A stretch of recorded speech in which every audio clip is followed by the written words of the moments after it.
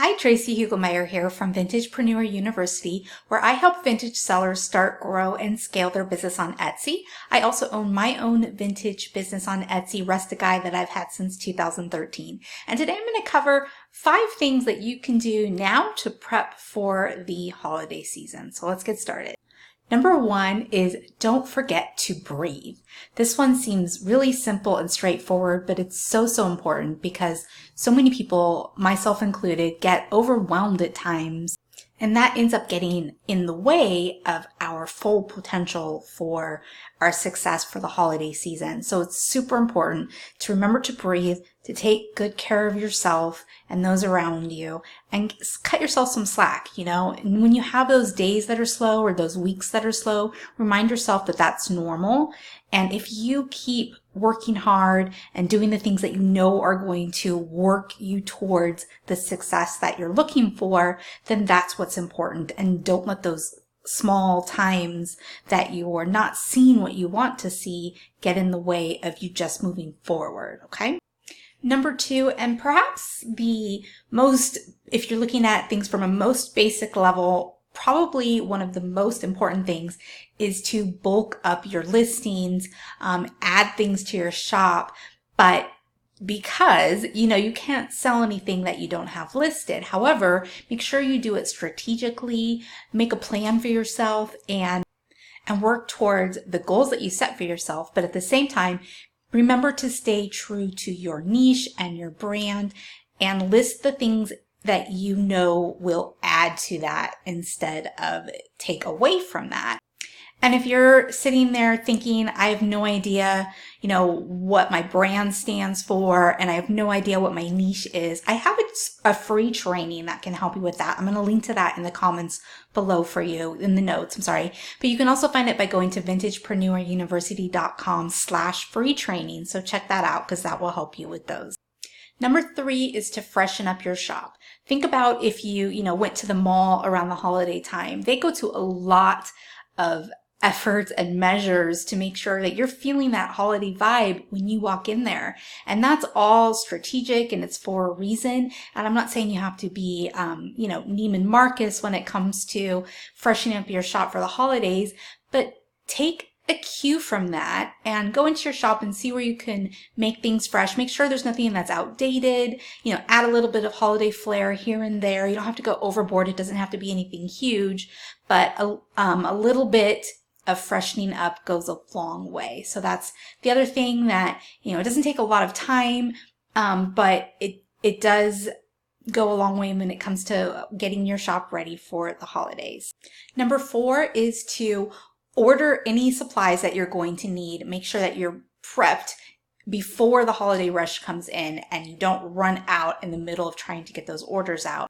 So I recommend buying in bulk whenever you can, as soon as it makes sense for your business to do so.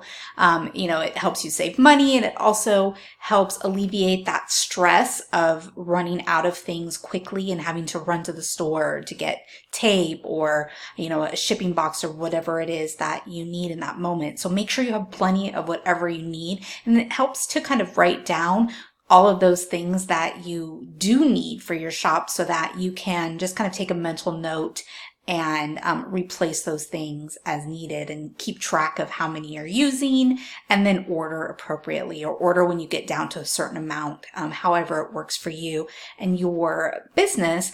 But definitely make sure you have those supplies on hand. And number 5, and while there's probably a billion things you can do to get ready for the holidays, I'm trying to break it down in a way that is simple for you and that you'll get the most bang for your buck. But number 5 is going to be to check your profits. So I have a trick that I use for this, and I'm going to show you how I do it. But you want to make sure that your profits or your prices are set in a way that allow you to make the profits that you need, number 1, and number 2, allow you to participate in promotions so that you're not having to say to yourself, well, I cannot participate in that promotion because I can't afford to do so. You want to instead make sure your pricing is set up so that you can afford to participate in those promotions because they're super, super important, especially during the holiday time. Think Black Friday, right? Or Cyber Week. Etsy is going to have a huge Cyber Week promotion and you want to make sure that you're participating in that. So let me show you how I check my profits, how you can check your profits super simply and for free using one of my favorite tools of all time, eRank. And I'll link to that in the notes for you as well, but I'm going to jump behind my screen to show you how you do that. Okay, here we are in the super cool profit calculator in eRank. And again, I'm linking to that in the notes below for you. But this is directly tied to everything that's current with Etsy, which is one of the great things about it. So you'll notice over here, it shows the listing fee and it shows a payment processing fee and a transaction fee. Everything changes when you plug in your numbers, and then it gives you your estimated profit. So I'm just going to give you an example here. Let's say you're selling something that is $20. You want to plug in your $20, and let's say you don't have free shipping set up and you're charging $5 for shipping. And you're not offering any coupon or discounts. We're just going to keep it simple.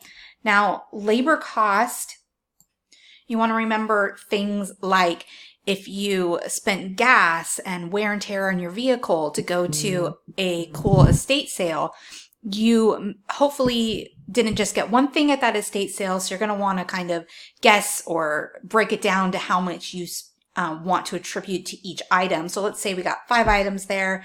And we're assuming we spent $10 to get to this estate sale, and not only that, but you want to pay yourself for your time. So you were there for an hour to get there and back and walk around. So we're going to say you got a lot of things, and at the end of the day, you're going to say it cost you $3 in labor cost for this particular item because you broke that down between all the items.